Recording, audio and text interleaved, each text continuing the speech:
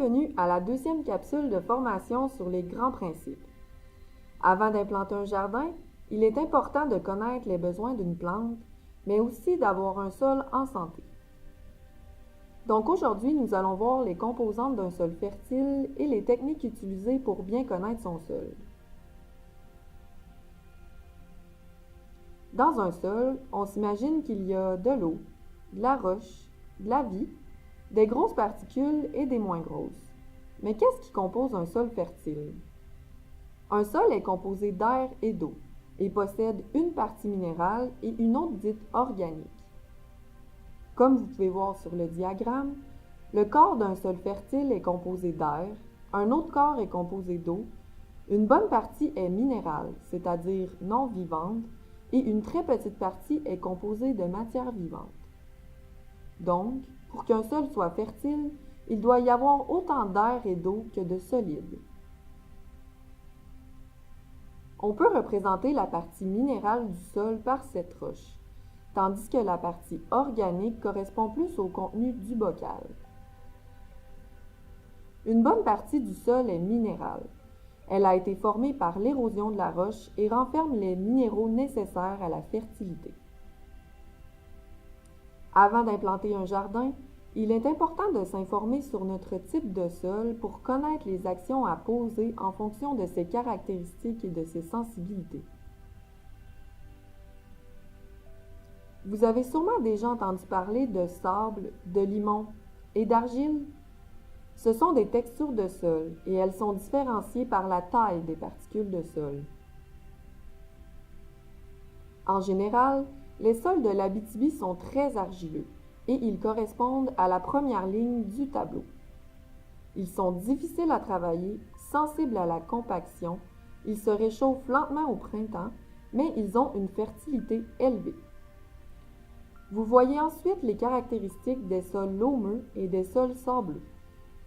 Comme vous pouvez voir, aucune catégorie n'est parfaite. Mais comment connaître la texture d'un sol? Il s'agit de récolter de la terre sur une profondeur de 30 cm. C'est la zone où vont se trouver les racines. Vous pouvez récolter plusieurs endroits en zigzag et en faire un mélange. Il est possible d'effectuer des tests manuels avec votre échantillon de sol. Je vous conseille d'étendre votre échantillon sur une plaque à biscuits. 4 tests manuels sont possibles: la sensation au toucher, l'essai de moule humide, l'essai de rubanage et l'essai de brillance. Il vous donne une idée de la proportion d'argile.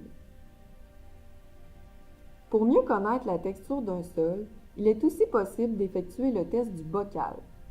Il s'agit de placer 1 à 2 tasses de sol sec dans un bocal en verre d'environ 1 litre et de le remplir d'eau jusqu'à ce qu'il soit presque plein. Il faut ensuite agiter vigoureusement le bocal pendant quelques minutes et laisser reposer pendant au moins 24 heures. Je vous ai représenté le résultat qu'on devrait obtenir avec le sol de Lacorne, car j'avais accès à des analyses de sol pour cette parcelle. Selon l'épaisseur de la couche, il est possible de calculer le pourcentage de sable, de limon et d'argile. Dans le cas de Lacorne, pour une épaisseur totale de 8 cm, on obtiendrait 6 cm de limon et 2 cm d'argile. Ce sol est donc composé de 75 % de limon et de 25 % d'argile. Avec notre échantillon de sol, il est aussi possible d'évaluer la structure d'un sol, c'est-à-dire comment les particules sont organisées entre elles.